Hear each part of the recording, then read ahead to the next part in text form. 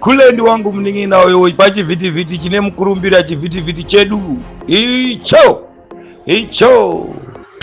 Murezi Zimbabwe zvakumira zvakanaka ende ndadzoka zvekare nhasi uri musi wa4 May aiwa imande kai pamande pane zvinhu zvakawanda zviri kutora nzvimbo zviri kuitika iko zvinezvi chekutanga regedza titangire kuchitungwiza ndiri kunzwa kuti zvoni kuma passport offices vanhu vari kunzi zvoni vabudise dola kuti paitwe passport verification kuti hanzi unofonerwa kuHarare kunzwa kuti paitwe passport verification zvakaoma zvinhu zvine zvichiitika amene kana iriyo procedure yacho inonyatsoshandiswa chaiyo but it's something chekuti vanhu vangori concerned kuti vanzwe kuti zviri kunyatsofamba sei pane zvinhu izvozvo saka ndangotiregedza nditangire papo tichizopinda zvedu munyaya iri kupisa yandiri kunzwa kuti Attorney General Virginia Mabhiza ari kuudza vanhu kuti zvoni imimi mese munofanirwa kunge muchisapota CAB3 kana musingasapoti CAB3 resignai ende munhu akanangwa ipapo ndi VP Chiwenga ndo nyaya iri kutora nzvimbo iri kutemesa musoro iko zvinezvi nekuti pane zvakawanda zviri kuitika nezuro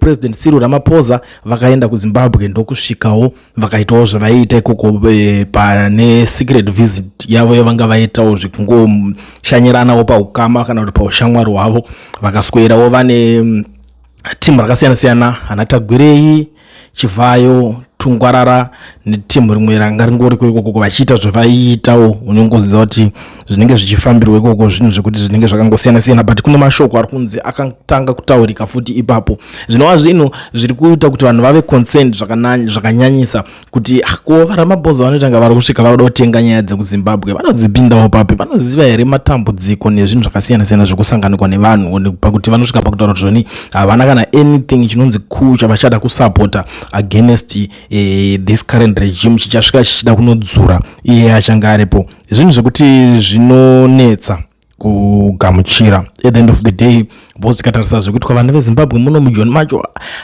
it's not good vanhu vari kungomhanyiswa mungoona kuti vakangobuda vemarch for march yowe munhu wese ngabve ukaona nezuro vanga vatone a certain discussion yavaita on television vachitaura kuti zvoni munhu wese akatoya munyika after 2008 tinongomuona kunge atori illegal it's something chekuti zvinobata vanhu vakawanda but ukazoona maleaders avo vakuenda vachinosanitize zvinhu zvekuti vanhu vakuda kuzvigadzirisira nyaya dzavo voenda voda kunosanitize ipapo it's something chekuti chiri hachigamuchirike zvechokwadi chezvo but without wasting much of your time regedza tiva tangopinda munyaya Attorney General Virginia Mabhiza has warned cabinet members against distancing themselves or publicly posture against decisions made at that level. In a statement over the weekend, Mabhiza said those doing should resign. The AG trusted Ali of Mnangagwa said this in a well response to Vice President Constantino Chiwenga continued resistance of constitutional amendment that will keep President Emerson Mnangagwa in office beyond the mandated 2 5-year terms. Chiwenga stands on constitutional amendment bill number 3 no longer needs analysis, scientists or political experts to discern. He is against Mnangagwa's proposal to extend the final presidential term and those of parliament by 2 more years to 2030.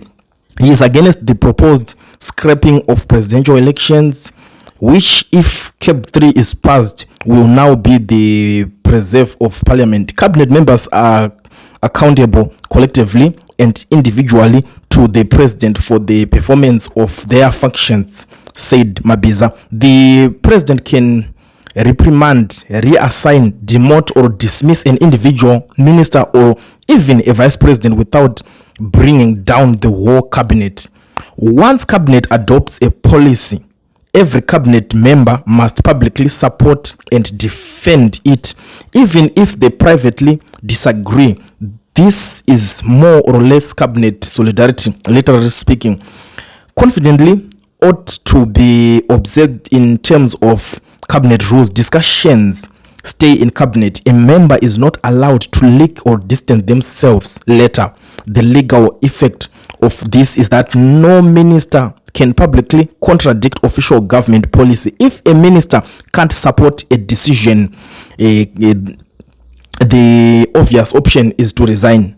Chiwenga shook corridors last week when he gave a telling sermon at a Roman Catholic church event in Murewa, Mashonaland East Province. The former army general preached about the biblical king Hezekiah, who requested God for more time as leader after prophet Isaiah had brought word that Jehovah wanted him to put his house in order. Although King Hezekiah was granted 15 more years to live, he spent them in jail after people revolted against his reign. Chiwenga's sermon was likened to Mnangagwa's attempt to remain in office by analysts and political players. Added Mabhiza, the president can also remove any member of cabinet as they all serve at his pleasure. Ministers are accountable individually to the president of the administration of their ministries. The president appoints and may remove ministers at his decision. Section 104 subsection 2.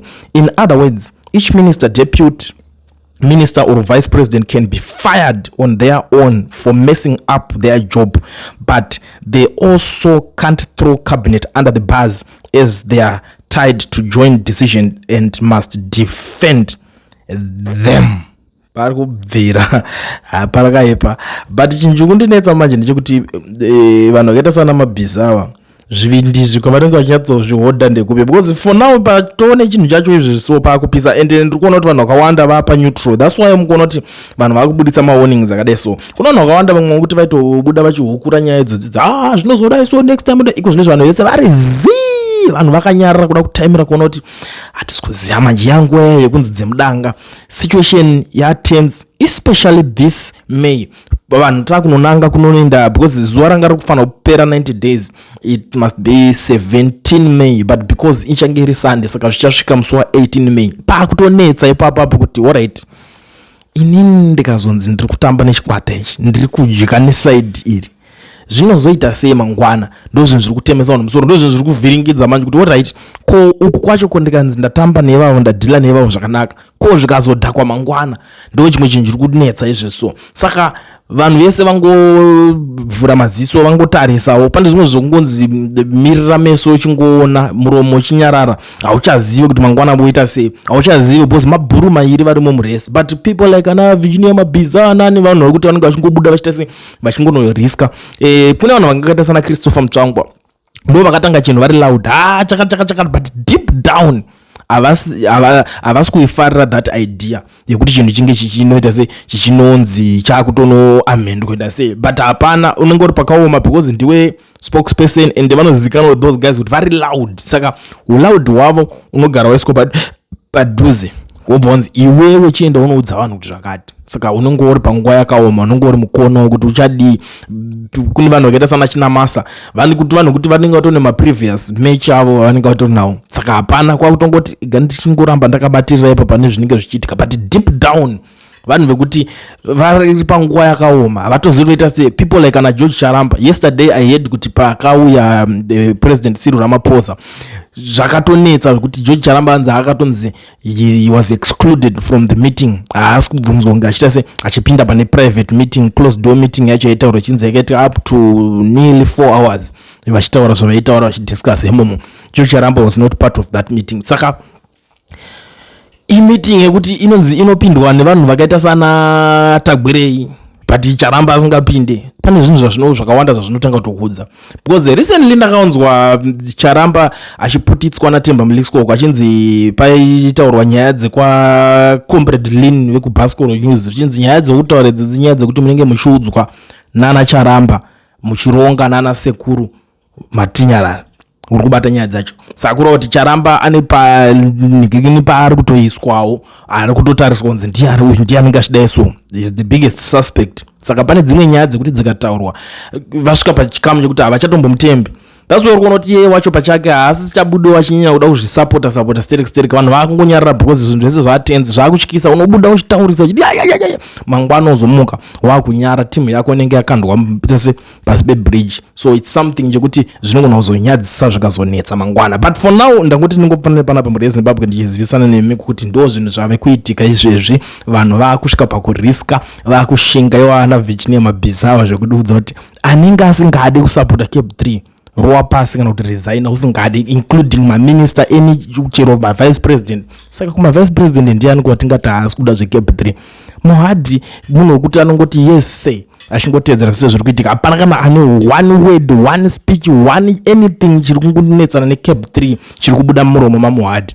But pana VP Chiwenga ihoba tingazviverenga tikazvipedza. Saka ndo paane nyaya pari kunzi baba kana zvichinge zvanetsa garai mapeka tuko kwenyu marowa pasi, ndo situation iripo. Ende ukona zvinhu zvakutaura Virginia Mabhiza, it's something yokuti zvakatombo analyzwa kare naTemba Mleswa achitaura kuti zvoni everything everyone asiri kuwirirana nechinhu icho chanofanira kugara abiniswa basa because anenge akatopinzwawo basa akaitirwa favor. Saka Temba Mleswa ndosaka ainzi zvinhu zvese zvaanotaura ibrain dzani dzaED. Saka ndiye mouthpiece anongobuda achingomwachuka, asi ndo zvinhu zvekuti anenge achida kushandiswa kutonzi ataure zvinhu izvozvo. That was according to Kerina Mujata akati Temba Mleswa zvese zvaunotaura ibrain dzaED yokuti unonge waudzwa. And to cut the long story short, in case you didn't know, Temba Mleswa iye pachake akatoconfirm akati muning'ina waED. Saka pane zvese zvavanenge vachiita mabrothers akatotaura kuti pakatofa baba vake ED ndiye akasponsor funeral yacho yese. I think zvakawanda munozotsvaga zvega. Ende akataura kuti iye paachafa Temba wacho ED ndiye achatouya futi parufu pacho achisponsor. Handizoziva hangu kuti iye waye ari so sure Temba Mleswa because ndo wechidiki waye ari so short ndiye achatanga kufa zvekuti uya achazoya achimuviga. Amen. Zvino zvamuchazoita information iyo zvazvo sandina kuti ndingopfura ningokuzivisai kuti ndo nyaya iri panapa vari kunzi ngava resign basa. Handizivi kuti achamutanga ndiani, anokwanisa kumunyorera tsamba yacho achinoisiya muofisi make ndiani.